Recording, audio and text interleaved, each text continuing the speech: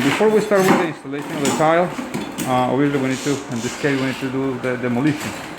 We have this floor tiles on concrete boards, half-inch concrete boards, and the concrete boards were actually cemented or on the floor and subfloor.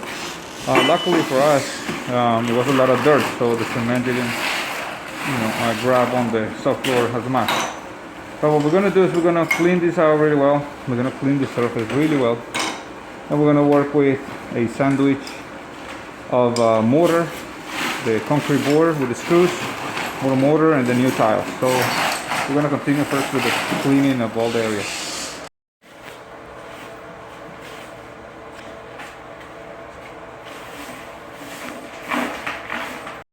Once you finish with the removal of the boards, you want to, but there are a few things that you want to consider. First is that if you see I'm using a sponge and water to clean, and that is due to the nature of the materials that are used in construction.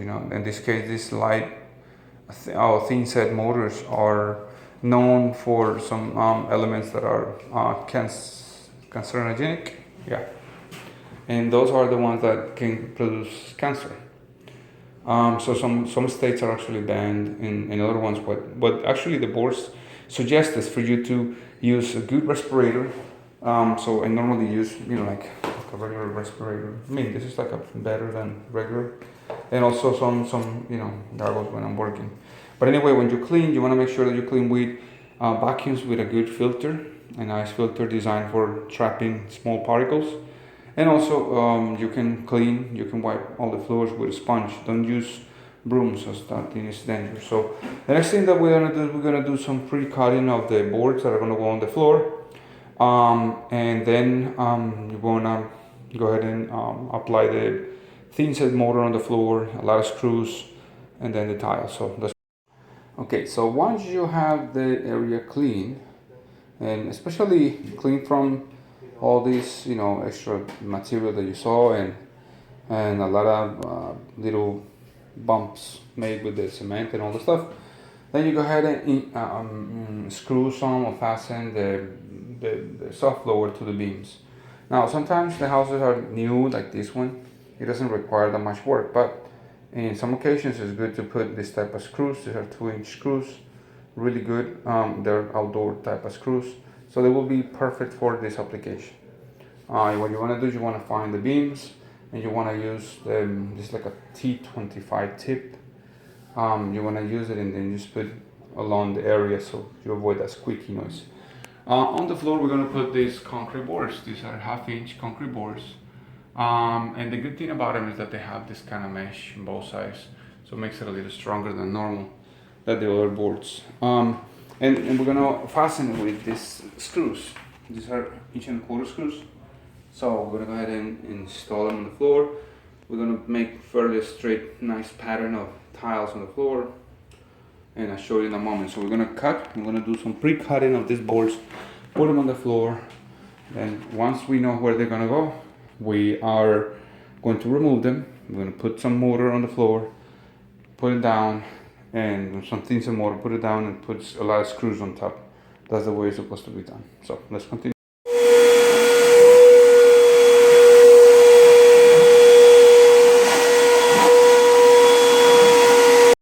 Bueno, entonces ya. Oh, sorry. So we have now the boards already cut, and now we're gonna do. We're gonna lift them up, clean the floor once again. Then we're gonna apply the thin set mortar and fasten it with a lot of screws. If you notice, I have like a little line over there, little line here. So that is where the 3 boards are gonna go. It's good because when you have the thin set mortar really mixed, this is a little softer than runny than the regular one. And I'm using a 1/4-inch trowel, which is this that you see here. The idea is that you're gonna over apply the material on the floor so you can actually work a little easier. So we're gonna apply in the first section, install the boards, and then move on towards the front of the bathroom. In this case I have two doors, so it's really convenient. But if you have one, just make sure that whenever you're installing them, you actually can come in a way that you don't mess yourself up.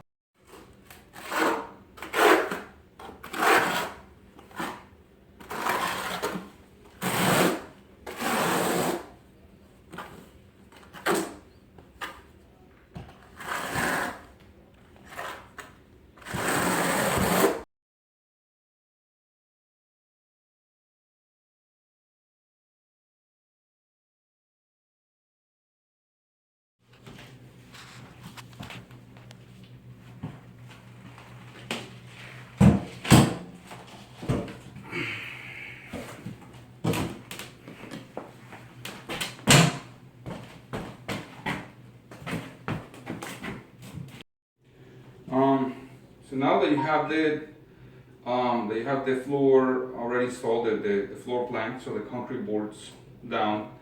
You want to go ahead and install a lot of the screws that I told you about, the 1.25" screws. The idea with that is that you're going to have the thin set on the bottom, the nice motor on the bottom, the thin set motor on the bottom. Then you're going to have a lot of screws, and then you're going to have this fiberglass mesh designed for this type of purpose on the seams. That is really crucial because, in fact, before, the lack of that tape was the one that caused the problem to begin with. When we were taking the stuff out, we noticed that those areas were the ones that were damaged. So it's really crucial that you put all these things, follow the instructions of the manufacturers. So the next thing that you want to do is you want to start organizing how you're going to lay your tiles down. We have 12 by 12 tiles, and we have 60 inches, so that will give us like about 5 pieces, full pieces. Now, and some people tell me, well, do you start from the middle, from one side or another? And it all depends on where you are.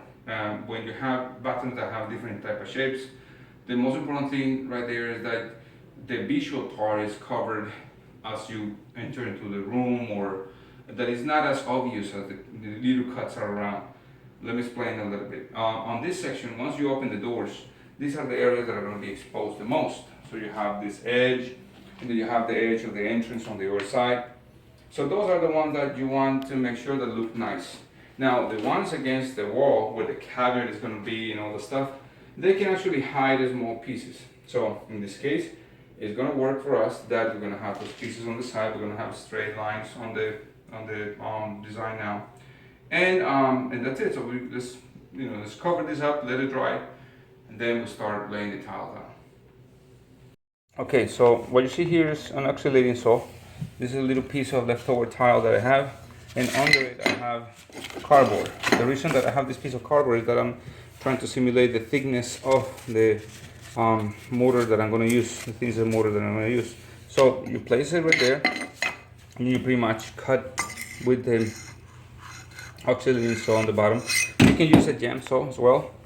So it's it's like a handheld piece of saw that can be used for that purpose too. So I encourage you to do that so you have a nice finished edge with the right thickness, so nothing looks sloppy.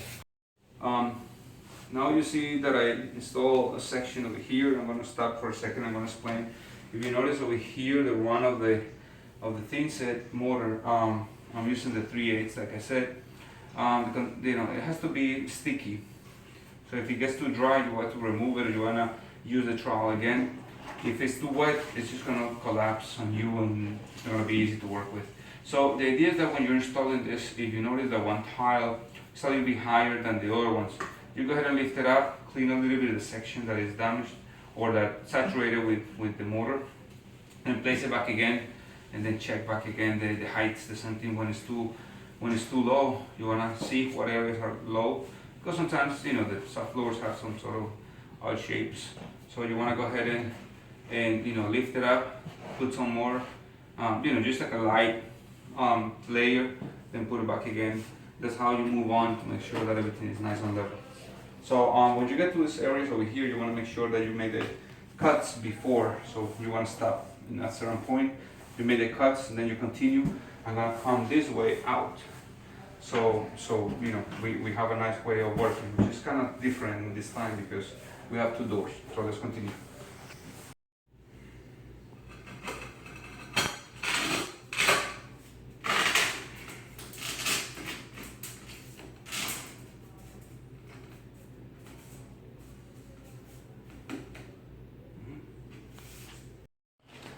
Okay, so we have the tiles installed. We're gonna let them dry about a day with regular thin set. You can have like this fast setting thin set that might help you, but you need to be a little faster and mix small amounts so you don't have material that will dry on you. After this, we're gonna put a beige grout, light beige grout, so it will be a nice thin.